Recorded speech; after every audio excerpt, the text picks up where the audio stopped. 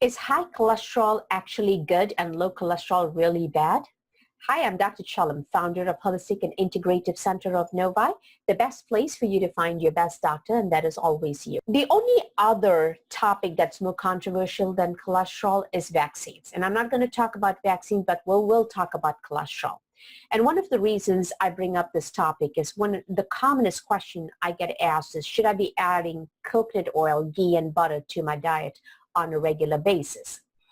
Now, as I was researching this topic, mainly because there's so much of controversy and really you want to look at the science before you advise someone, and as physicians, we've struggled with the changing recommendations and guidelines.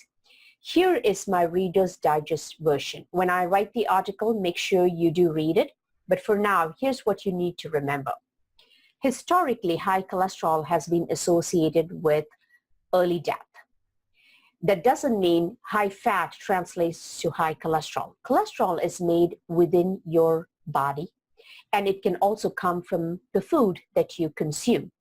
When you have a high cholesterol, does it actually translate to heart disease? We really don't know the answer, but you have to remember this. As of today, we have treatment for high cholesterol in terms of medications or with medications. We have newer medications. Even when the maximum dose of statin does not work, now we have a newer medication. Yet, the leading cause of death today in the United States and the rest of the world is heart disease. So are we missing something? The second part of it is people who take cholesterol-lowering medicine over a period of time show a high incidence of non-compliance, particularly if they have to take it with other medications. Because somewhere along the line, they realize all their aches and pains are coming from the cholesterol-lowering medicine, and the days that they don't take it, they feel better. So are we truly treating cholesterol and lowering it? I don't know the answer for that because that has to be individualized. And then you have the other group of studies that show as you get older, the lower your cholesterol, the higher the risk for strokes, for heart failure, for even some cancers. So what do we actually do? And here's where the answer becomes crucial. As a functional medical doctor, I have always said this to you guys, and I say it all the time. You always need to get to the why. Why do you have high cholesterol? And once you get to the why, it's easier to address your cholesterol problem. Why do you have low cholesterol? We need to address that. So it's not as simple as all high cholesterol is bad and all low cholesterol is good. We have to really look at why does one particular individual have high cholesterol and how does it affect their overall health.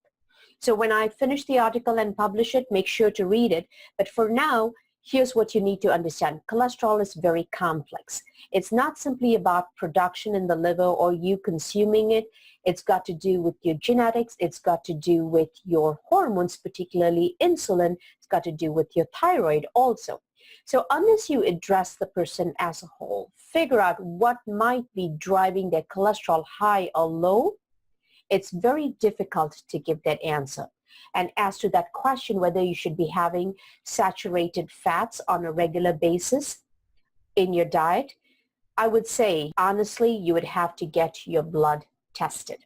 I've seen people who take coconut oil on a regular basis have perfectly good and normal blood tests, but most people who do consume saturated fats in the form of butter, ghee, and coconut oil have a lot of inflammation.